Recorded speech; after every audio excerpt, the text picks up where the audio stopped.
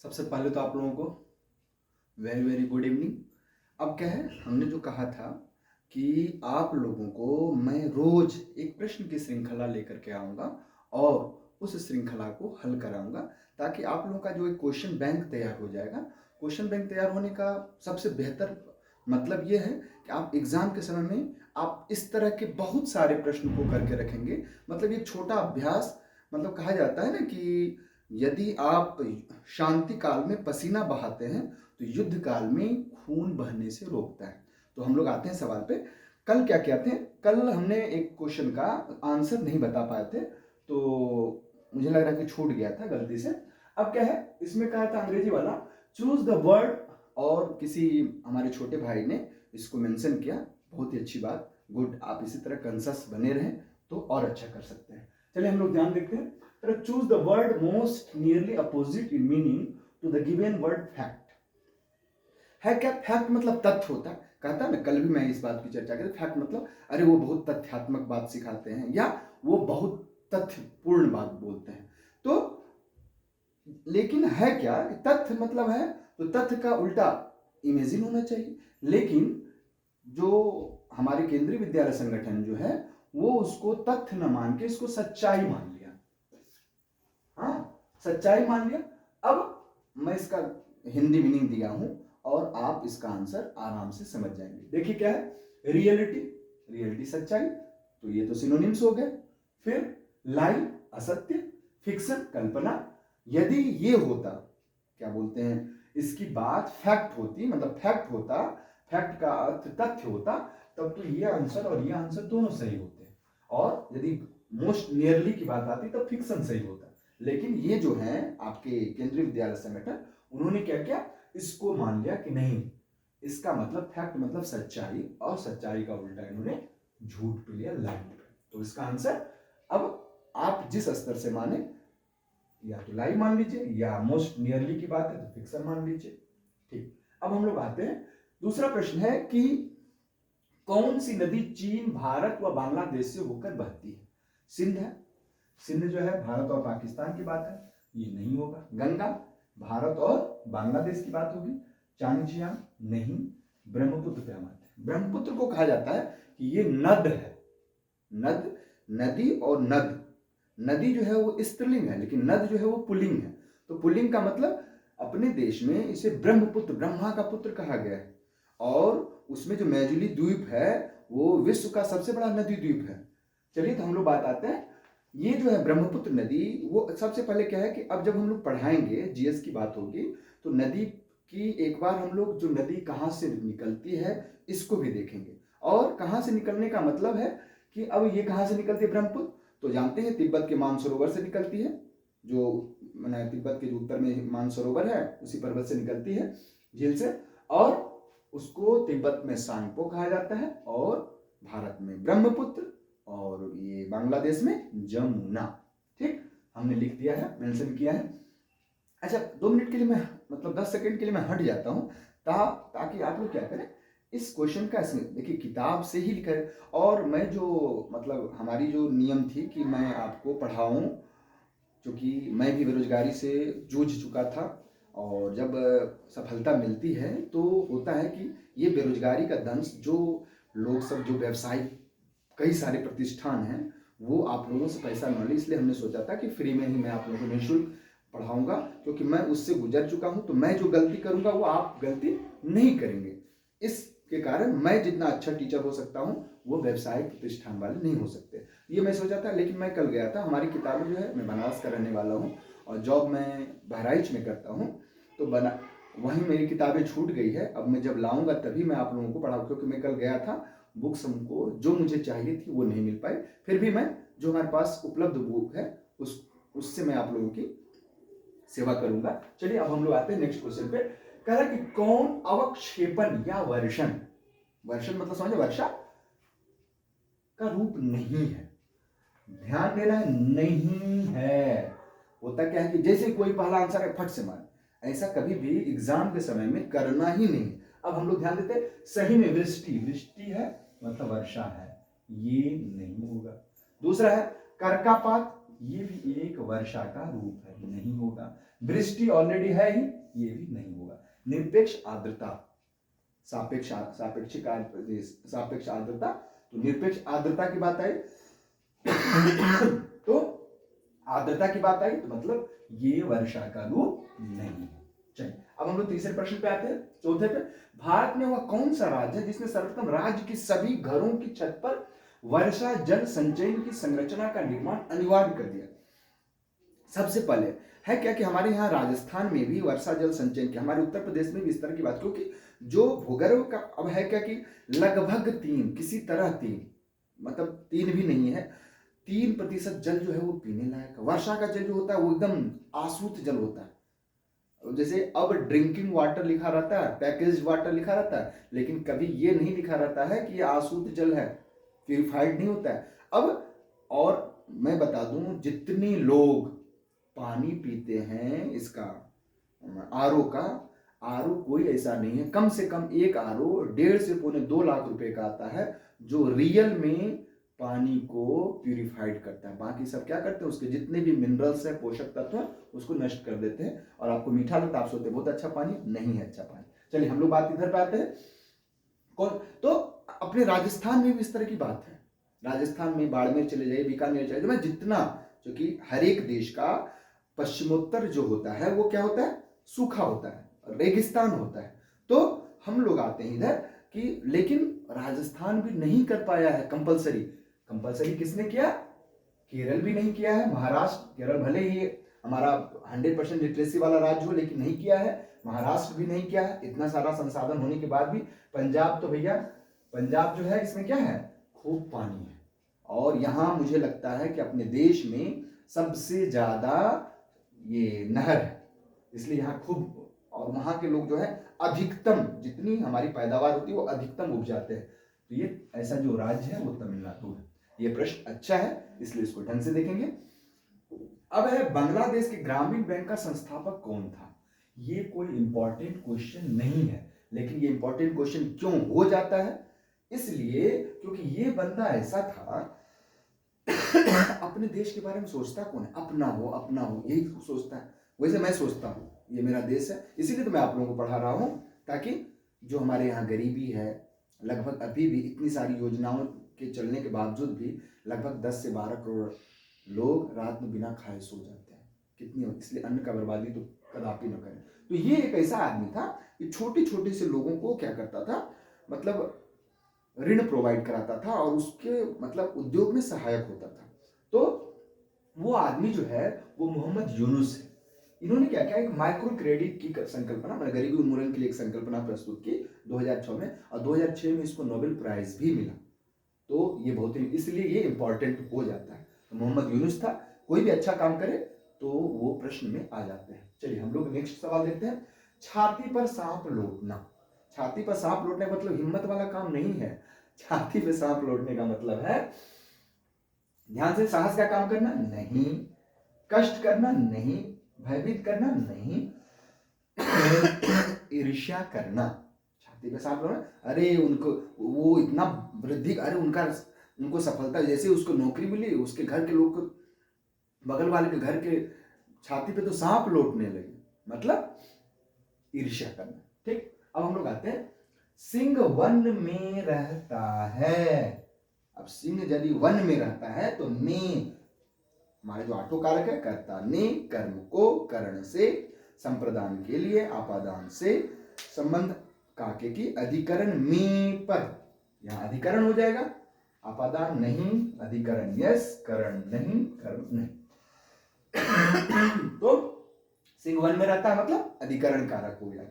फिर है शाखा का बहुवचन है, शाख, शाख तो नहीं है, फिर शाखें नहीं, शाख नहीं, शाखियां नहीं, शाखाएं। आसान है। कुछ प्रश्न यदि आसान नहीं लिए जाएंगे तो क्या होता है, हमारे अंदर इस तरह की भावना, गरीब बहुत टफ पूछता है, और धीरे धीरे क्या होता है। और एक चीज हमेशा, कोई आपको उत्साहित नहीं करेगा जो आपके सामने निगेटिव बात करे। हमेशा याद रखना, जो निगेटिव बात करेगा उनसे बात नहीं करना है। हमेशा किससे बात करना है, पॉजिटिव। नहीं, मेरा जो आपको कहे नहीं होगा, और एक जगह लिख के टांग दीजिए, क्योंकि हमारा मस्तिष्क जो है ये पूरा न्यूरॉन्स, जितनी पॉजिटिव बात आप दे देंगे वही वो एक्सेप्ट करता है। निगेटिव देंगे निगेटिव एक्सेप्ट करेगा। तो हम क्यों ना कहेंगे मेरा होगा मेरा होगा। रोज रात में जब सोइए तब कहिए मेरा तो सफलता, मुझे तो सफलता मिलेगी ही मिलेगी, मैं सफल होऊंगा, केंद्रीय विद्यालय में मैं पीआरटी के पद को सुशोभित करूंगा, हमसे अच्छा कोई हो ही नहीं सकता। फिर सुबह उठिए यही कहिए, एक समय ऐसा आएगा कि आपका होगा। क्यों? क्योंकि आपका माइंड जो है वो मान लेगा कि नहीं मेरा ही होगा। चलिए नेक्स्ट हम क्वेश्चन पे आते हैं। कौन सी भारतीय आईटी कंपनियां हैं? डेल नहीं है, क्योंकि डेल जो है वो अमेरिकन कंपनी है, भले ही चाइनीज के अंडर में आते हैं। फिर देखिए टीसीएस, टीसीएस है लेकिन चूंकि समूह है इसलिए ये नहीं होगा, डेल नहीं है। इंटेल और विप्रो, इंटेल जो है ये भी नहीं है, और विप्रो तो अपना है अजीत प्रेम जी वाले, तो ये इंटेल तो इसलिए ये भी नहीं होगा। इंटेल तथा एचसीएल, इंटेल तो है ही नहीं, एचसीएल है तो ये नहीं होगा। एचसीएल और टीसीएस, एचसीएल अपने उत्तर प्रदेश में ही है और उसका जो मुख्यालय है वो नोएडा में है। शिव नाडार जो है उसके क्या है, संस्थापक हैं, तो ये भी है। और TCS, Tata consultancy services limited, ये जो टाटा समूह का है वो है, तो ये दोनों। और एक चीज और मैं आपको बता दूं, टीसीएस जो है विश्व की सबसे बड़ी आईटी प्रदाता कंपनी है। हम लोगों को गर्व होना चाहिए। अपने इन्फोसिस वाले भी हैं, वो भी बहुत अच्छे हैं, नारायण मूर्ति, हाँ, जिनके दामाद जो हैं ब्रिटेन के प्रधानमंत्री। चलिए अब हम लोग आते हैं। अब प्रश्न मैं सोचा कि कल चूंकि बोर्ड जो है छोटा पड़ जाता है, अब मिटाऊंगा फिर करूंगा तो समय ज़्यादा लगेगा, फिर ज़्यादा प्रश्न मैं नहीं करवा पाऊंगा। हाँ, जब एग्जाम आएंगे हम लोगों का तब मैं सोच रहा हूँ जो ये 15 की कड़ी लेता हूँ उसमें ज़्यादा समाहित करूंगा। तो मैं सोचा कि एक एक गणित का भी सवाल लेता सुन। अब कह रहा है किसी 18 गुना 48 गुना 16 सेंटीमीटर का, मान लीजिए एक ईंटा है ना, ये ईंटा सोने का है, ये सोने का ईंटा है। अब क्या क्या गया, इसको पिघलाया गया, ध्यान देना है, पिघलाया गया और उसको घन बना गया। अब हमारे पास क्या है, सबसे पहले हम लिखेंगे घनाभ का आयतन, क्योंकि वो जो सोने को पिघलाया गया है वही तो रहेगा। तो पहले घनाभ का आयतन क्या होता है, घनाभ का आयतन हम लिखेंगे। घनाभ का आयतन क्या होता है, वॉल्यूम जिसको कहते हैं उसी को अंग्रेजी के रूपांतर हिंदी में आयतन होता है। लंबाई गुना चौड़ाई गुना ऊंचाई, एलबीएच कर दिया हमने। अब देखिए क्या होगा, 18 48 16, 18 48 और 16, यही आयतन हुआ। अब ये किसके बराबर हो जाएगा, घन के बराबर। घन का आयतन क्या होता है, भुजा मतलब साइड का ए मान लेता हूं, ए का क्यूब, यही है। अब हम क्या करेंगे, इसका यदि स्क्वायर क्यूब निकाल लें, यदि क्यूब रूट निकाल लें तो हमारा आंसर, मैंने इसको यदि मैं ऐसे कर लूं, हाँ, हमारा काम बन जाएगा। अब देखिए ए बराबर क्या हो जाएगा, ए बराबर क्या होगा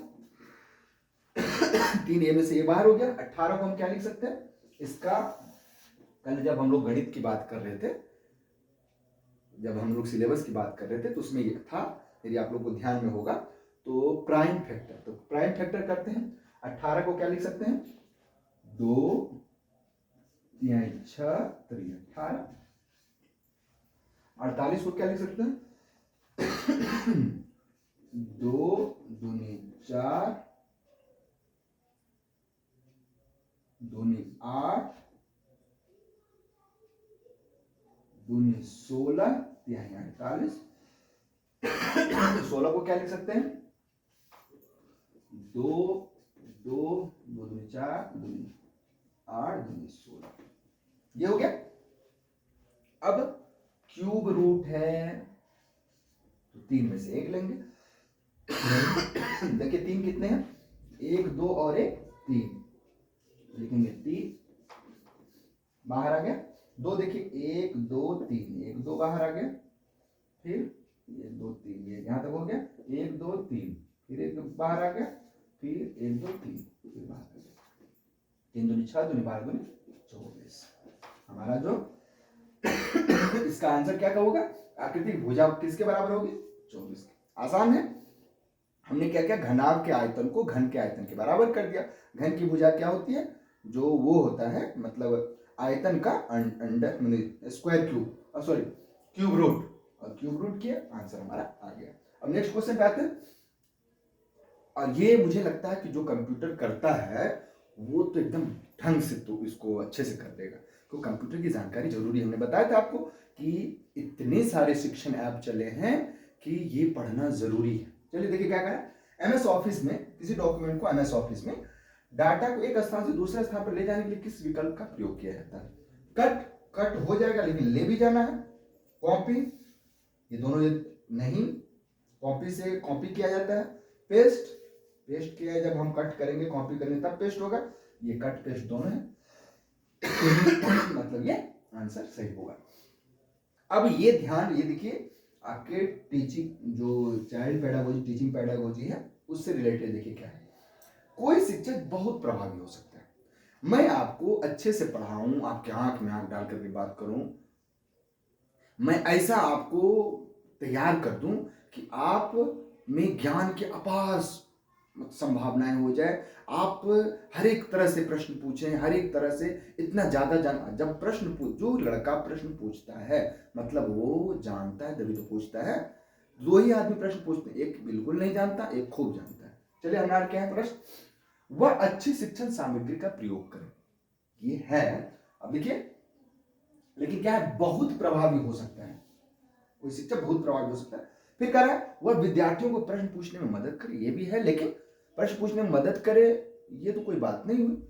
अब देखिए क्या है, वह विद्यार्थियों को प्रवीणता ग्रहण करने में मदद करे, ये प्रवीणता प्रवीणता क्या मतलब क्या है ये मैं आपको बताऊं। वो इस चीज में प्रवीण है, प्रवीण का मतलब लर्न कर लिया है। जैसे मैं साइकिल यहां चलाऊं और अमेरिका में दे दे तो भी साइकिल चलाऊं, बाड़मेर में दे दे तो भी चलाऊं, जाम्बिया में दे दे तब भी चलाऊं, क्यूबेक में दे दे तब भी चलाऊं, मतलब मुझे साइकिल आती है। उसी तरह सीखना है, किसी चीज को रटना नहीं है, सीखना है। जो जितना ज्यादा सीखता है, सीखना का मतलब हमारा जो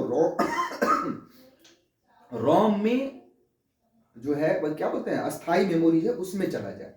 जैसे 2 और 2 तुरंत मुंह से आपका प्रश्न निकलेगा या मेरा प्रश्न निकलेगा, आपका आंसर 4 निकल जाएगा। तो मतलब इसका आंसर क्या होना चाहिए, वह विद्यार्थियों की प्रवीणता ग्रहण, मतलब वो लर्न करने में, अच्छा करने में मदद करता है। उस विद्यार्थी उच्च अंक प्राप्त करना कोई जरूरी नहीं है। मान लीजिए कोई पहले से बच्चा अच्छा है, वो उच्च अंक प्राप्त कर रहा है, इसका मतलब ये नहीं है।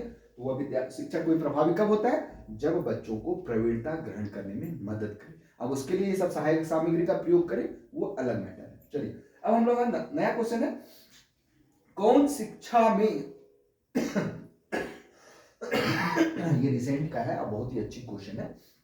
कौन शिक्षा में अवसर की समानता की महत्वपूर्ण बाधाएं हैं, बाधाएं। आप देखिए क्या, शिक्षार्थी की आर्थिक स्थिति में अंतर, बिल्कुल शिक्षा बाधा है ना। अब यदि आपके पास 10 लाख 15 लाख रुपया नहीं, आप कोटा कैसे जाएंगे, आप आईआईएम कहां से जाएंगे, या आप मेडिकल में यदि आपका अच्छा से सिलेक्शन नहीं हुआ, अच्छे रैंक नहीं आए नीट में, तो आप सरकारी गवर्नमेंट कॉलेज कहाँ से मिलेगा, फिर आपके पास कहाँ से ज़्यादा पैसा होगा कि आप रूस भेज देंगे ये करने, मेडिकल करने, एमबीबीएस करने। तो ये एक महत्वपूर्ण बाधा है, यस, इसको ठीक करें। फिर क्या है, जेंडर असमानता, बिल्कुल अपने देश में, मैं आपको मतलब मैं जहाँ रहता हूँ एक कॉलेज में, प्रतिष्ठापित कॉलेज है जहां मैं रहता हूं, वहां प्रतिष्ठापित कॉलेज है, उसमें वो मतलब क्या उसको बोलते हैं असिस्टेंट प्रोफेसर है, और उसके बाद भी लड़के को इंग्लिश मीडियम स्कूल में पढ़ाते हैं और बिटिया को हिंदी मीडियम। क्या ये जेंडर असमानता ही तो है, हमेशा सब बराबर होते हैं। मैं याद हूं जब मैं 2010-11 में बीएड कर रहा था, उस समय मैं एक लेख पढ़ा था, द हिंदू में निकला था, उसमें था कि एक ये होते हैं एयर कमोडोर होते हैं और उसकी बिटिया, 2 बिटिया होती है, दोनों फ्लाइंग अफसर बन जाती है, कितनी बड़ी बात। और उनका वो बनर्जी या कोई चटर्जी ऐसे करके था, नाम विस्मरण हो रहा है, और उन्होंने कहा कि मेरे पापा आज तक मुझे नहीं मारे और कभी भी किसी तरह का मौका हम लोग जो मांगे वो मुझे मिला, कितनी बड़ी बात है ये। लेकिन क्या है, बाधाएं की बात है तो जेंडर असमानता बिल्कुल है। अब कह रहा है सार्वजनीन विद्यालय प्रणाली, जहां हिंदू, मुस्लिम, सिख, ईसाई, लड़के लड़की पढ़ें, तो ये तो बाधा नहीं है, ये गलत, ये तो मतलब पॉजिटिव अप्रोच है, इससे तो पढ़ सकता है आदमी। फिर है शैक्षिक संस्थानों का मानकों में अंतर, बिल्कुल। अब यदि कोई ये स्कूल है तो इसमें इतना पैसा देंगे, डीपीएस है तो इसमें खूब पैसा दीजिए आप, तब अच्छे स्कूल में एडमिशन कराइए। फिर ये वो है, मतलब अच्छा सेंट जॉन है, सेंट जोसेफ है, खूब पैसा दीजिए। और यदि मतलब शैक्षिक संस्थानों के मानकों में अंतर है, और आप उसकी किताब पढ़िए, वो यदि आर.एस. अग्रवाल करता, मतलब कोई जरूरी नहीं कि आर.एस. अग्रवाल करे, वो बड़ा से बड़ा महंगा महंगा किताब आपको प्रोवाइड कराएगा। जो हमारे गरीब के, जो हमारे देश जो है, हमारे देश दो प्रकार का गरीब है। गरीबी ये है कि यदि आप कार खरीदने जाए तो आपको तुरंत कार नहीं मिल सकता है। ये पाकिस्तान हर एक जगह 2 अरब डॉलर मांग रहा है विश्व बैंक से, और हमारे देश में क्या विचित्रता है, देश हमारा गरीब है, हमारे देश में 2 अरब डॉलर की कार एक दिन में स्कॉर्पियो बिक जाती है। हमारा देश गरीब है। और बताइए, और मैं बता रहा हूँ, हमारे देश में जो बाइक है, जो महंगी बाइक है, सिंपल मतलब जो मध्यम वर्गीय के लिए बेहतर है, वो सबसे ज्यादा पिछले साल बिके, जबकि पेट्रोल 100 रुपये लीटर है। ऐसा हमारा देश गरीब है। क्यों? क्योंकि यहाँ गरीबी और अमीरी में बहुत ही ज्यादा खाई है। चलिए हम लोग प्रश्न पे आए, इधर में ध्यान दें, क्या है फिर? शैक्षिक संस्थानों के मानकों में अंतर, यस। तो अब क्या है? ए एंड डी नहीं, ए है लेकिन, और भी देखिए प्रश्न, ए बी सी नहीं, क्योंकि सी नहीं है, ए बी, ए डी था, ए डी तो है, फिर ए बी डी, यस, ए भी है, बी भी है, डी है, तो ये वाला सही होगा, ए बी सी डी। इसमें ए है, बी है, डी है, सी नहीं है, तो हमारा आंसर, सबसे उपयुक्त आंसर क्या हुआ? सी हुआ। चलिए अब नेक्स्ट करते हैं, चौथा, 14वां, कौन बच्चे की भाषा क्षमता के विकास पर विद्यालय का प्रमुख सरोकार नहीं है? मतलब विद्यालय का इससे कोई मतलब नहीं, क्या है देखिए, मतलब विद्यालय इसमें कोई भूमिका नहीं है। देखिए क्या सवाल है, उच्चारण तथा साक्षरता संबंध, बिल्कुल, ये तो इससे सरोकार रखता है वो। यदि सरोकार नहीं रखेगा तो क्या होगा? फिर दिक्कत हो जाएगी। फिर क्या करें? भाषा उपयोग तथा निर्माण की क्षमता, ये भी है। हाँ, उच्चारण तथा साक्षरता संबंधी बात तो बताएगा ही, ताकि अच्छा से अच्छा करे। शब्द भंडारण का परिणाम बढ़ाना, ये मुझे लगता है ये गलत है, ये प्रमुख सरोकार नहीं। सोचना था दूसरा, अब टीचर का या विद्यालय का तो होता ही है कि बच्चे खुल के प्रश्न पूछे। आप हमसे, जैसे एक बच्चे ने, अब नाम विस्मरण हो रहा है, देखना पड़ेगा, उन्होंने पूछा सर आप इसका आंसर तो बताएंगे, इसमें अपोजिट कहा था। क्या बात है, यदि आप इस तरह कंसस रहें तो एकदम श्योरिटी है कि आप सफल जरूर होंगे। और मैं जो बताया आपको, रोज रात में सोते समय, हमारा जो माइंड है, रात में जो आप सोने से पहले 5 मिनट और सुबह उठने से 5 मिनट पहले, मतलब जैसे उठते मोबाइल नहीं देखना, आपको देखना, आप कहेंगे कि मेरा नवोदय केंद्रीय विद्यालय में होगा, मैं सफल बनूंगा, मैं सफल बनूंगा। ये पॉजिटिव अप्रोच, माइंड इतना हमारा है वो उसको मान लेता है कि नहीं, मैं ही सफल होऊंगा। एक सीट चाहिए और बहुत सी, 6414 सीट है। चलिए, तो फिर इस प्रश्न का भी आंसर हो गया, कौन बच्चे भाषा की क्षमता के विकास पर विद्यालय का प्रमुख सरोकार नहीं है? तो कौन सा? शब्द भंडार, क्योंकि शब्द भंडारण होगा तो रटेगा बच्चा कि हमारा बच्चा शब्द खूब भंडार हो जाए, मतलब ये नहीं है, बाकी तीनों है। तो आज बस इतना ही। मैं कोशिश करता हूँ, होता क्या है कि स्कूल से आने के बाद तो थक जाता हूँ, स्वपाकी हूँ अभी, क्योंकि परिवार है नहीं, इसलिए थोड़ी दिक्कत हो जाती है, लेकिन जल्दी ही ये प्रॉब्लम से भी निजात पाएंगे। जैसे बुक मुझे मिल जाए आप लोगों को पढ़ाना शुरू कर दूंगा। तत्काल ये चल ही रहा है। आज वैसे मेरी कोशिश रहेगी, वीडियो मैं बना चुका हूँ, मेरी कोशिश रहेगी कि जल्दी मैं अपलोड कर दूं आपको सिलेबस, जो टीचिंग चाइल्ड पेडागोजी है उससे रिलेटेड। और कल हम लोग भाषा संबंधी बात पढ़ेंगे। तो डू योर बेस्ट, खूब मेहनत करिए और अच्छा करेंगे, मुझे विश्वास है। और एक चीज, हाँ, खूब ये देखिए, अच्छाई को, अब अरबियन नाइट्स की बात मुझे याद आती है, तो उसमें था कि गंदगी पर पर्दा डालिए, अच्छाई को फैलाइए। दूसरी बात, 3 बातें थी। एक जगह मैं पढ़ा रहा था जब बेरोजगारी था तब, तो उसमें कहा कि सर आप आज मैथ ना पढ़ा करके इंग्लिश पढ़ा दीजिए, इंग्लिश के सर नहीं है, बाध्यता थी, पैसा दे रहा था तो पढ़ाना पड़ा।